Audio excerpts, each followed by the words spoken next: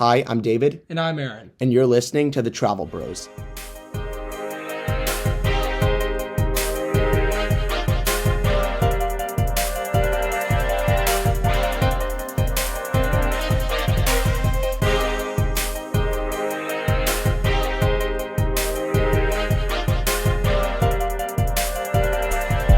So this is our first episode in 2023.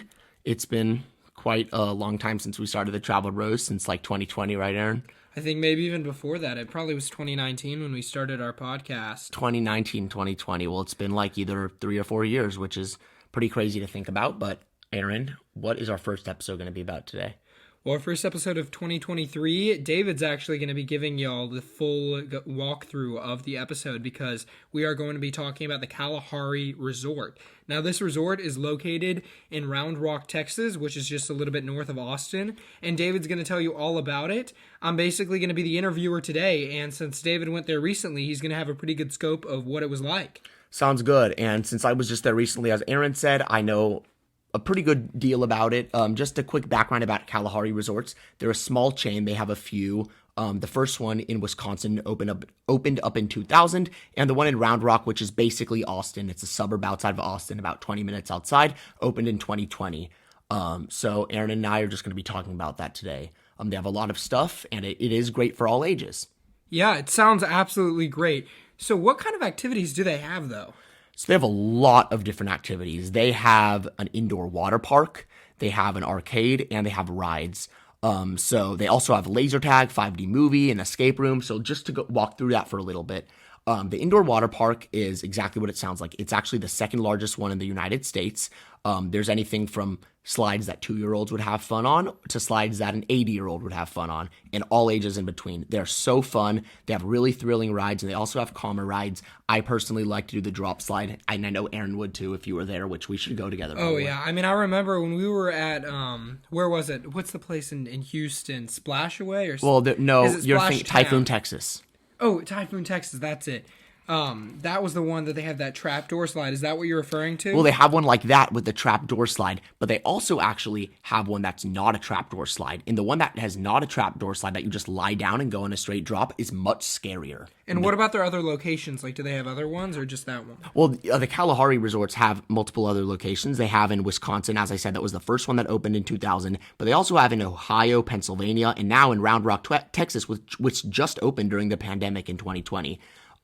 But Tomfooleries, that's the name of their arcade. So not only do they have a massive indoor water park, but they have a massive arcade. Like, it looks like a Vegas casino, except with arcade games instead. It's a big room. There's not a lot of windows, but it's so, like, colorful with lights, and there's so much to do.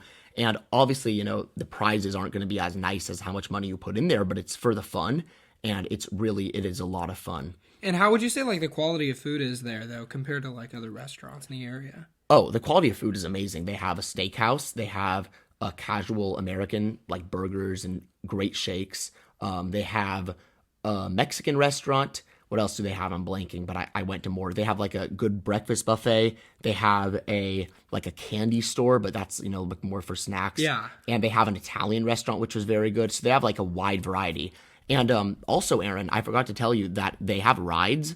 And the rides are kind of in the arcade. They have like a little roller coaster, which is really fun. Didn't look very fun, but it was really fun. And a drop ride. So was that the roller coaster, the one that rotated as you were on it? Or is that something else? Because I saw like on pictures of it when I looked it up on the internet. Yeah, one of them rotates. There was like a roller coaster that like rotated like back and forth as you were going on it. Yeah, so actually there were 2 lines for the roller coaster. The first line was for the front, and the other line was for any other seat on the roller coaster, because the very front part of the roller coaster is in like a little tube, and it almost like spin, not doesn't do a full 360, but it does like a half spin, so it kind of turns as you're going on the roller coaster and as the roller coaster's turning, so it's really fun. I did that one time. It wasn't worth the line, but it was really, really fun, and I went on the roller coaster a lot. We actually got unlimited rides, which you can do. Whoa. So obviously the arcade, you can't, they would lose a lot of money if you did an unlimited arcade, but you could do unlimited rides where you just pay ahead of time, which is worth it. And then you can just go on the roller coaster and the drop ride as much as possible. I mean, that's actually awesome. I wish I could have unlimited rides at like all those water parks and stuff in Houston, because a lot of them don't offer that. They have like day passes and stuff like that. But I mean, it sounds super, super fun. So they had laser tag, you said? Yeah, they do. They had laser tag, which was awesome. That was really, really fun. It was like a normal laser tag, but it was great that they had that in a hotel. They also had like a 5D movie, which I didn't get to go to. You know what I'm talking about, Aaron? A Like 5D movie, yeah, the ones where it like shakes you around and like kind of pokes you and stuff like that. Yeah, I didn't do it, but it looked really fun. But we did do an escape room. They had that too. Oh, that sounds awesome. I haven't done an escape room in such a long time, but I used to really love them. But I mean, these places are super fun. So how would you compare it to like other water parks and amusement parks? This is much better, I would say, because it's a hotel, but it's also a water park. So most hotels either, I would say, have water park. Like most hotels obviously don't have anything. But when it's going to be like a resort, most either have water parks or, they'll have like a little arcade. This one not only has the second largest indoor water park in the US, but it also has a massive arcade and roller coasters and, drop rides. So it's like an amusement park, an arcade, and a water park and a hotel all in one. So I think this one was much better. Yeah, so wait.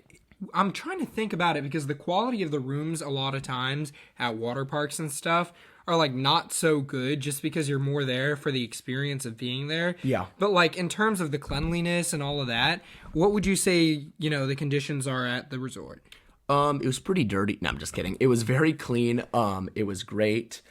No complaints at all. It was actually cleaner than most hotels that I've gone to ever. And I know part of this probably is because it opened in 2020, but usually water parks are like, Aaron and I are germaphobes. I think water parks are gross usually, but this one was very clean. There wasn't like trash all over the floor, which there usually is. It didn't smell.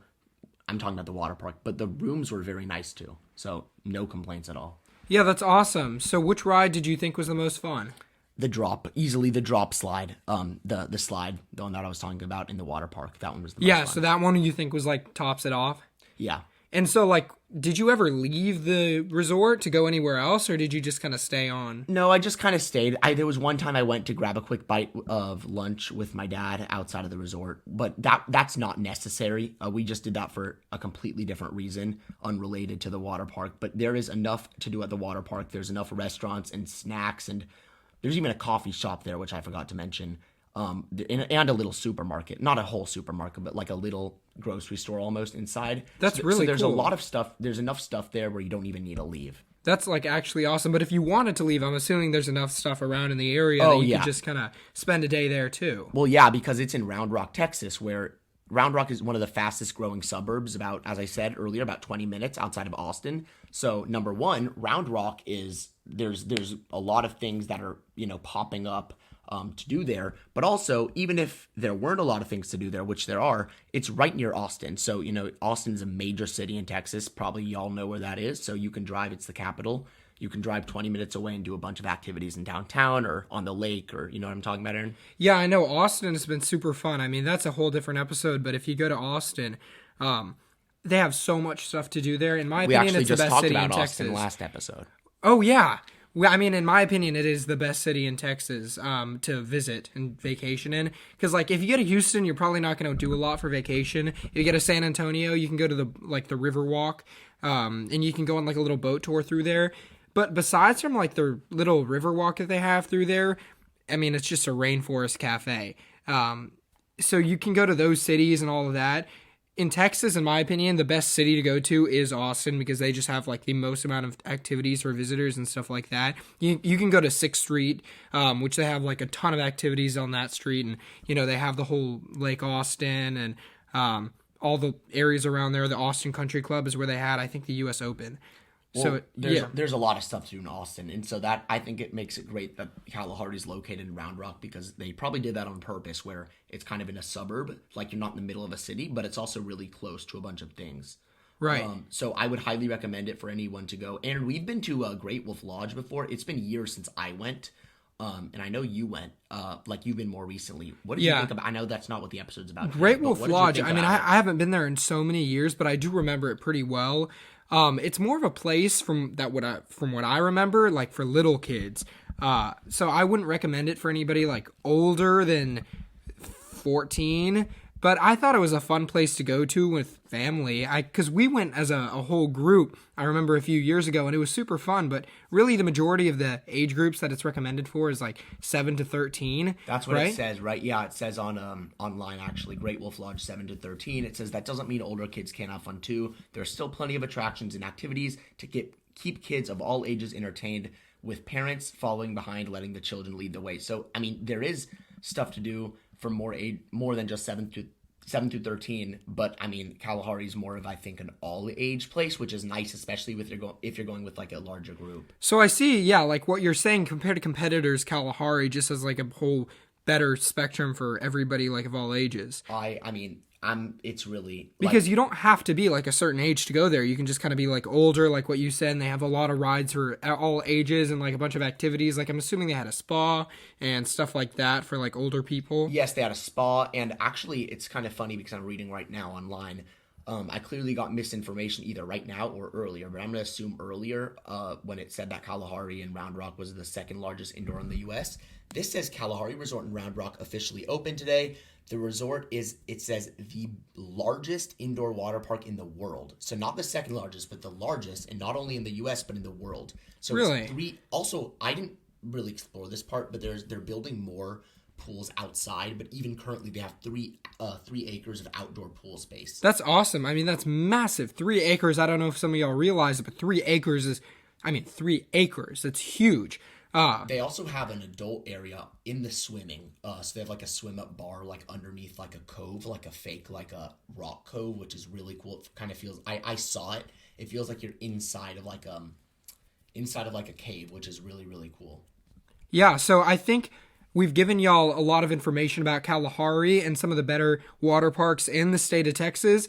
Like Typhoon, Texas is a great one, which we mentioned earlier. Splashaway is a really popular one. Splash Town is a less known one. Splash Away is the less known one. Splash Town is the more known one. But those are just water parks. Kalahari's, an actual But yeah, place to Kalahari stay. is like really where you can stay. So if anybody's visiting Texas anytime soon or visiting Austin, it's a great place to stay with family or friends, no matter what age you are.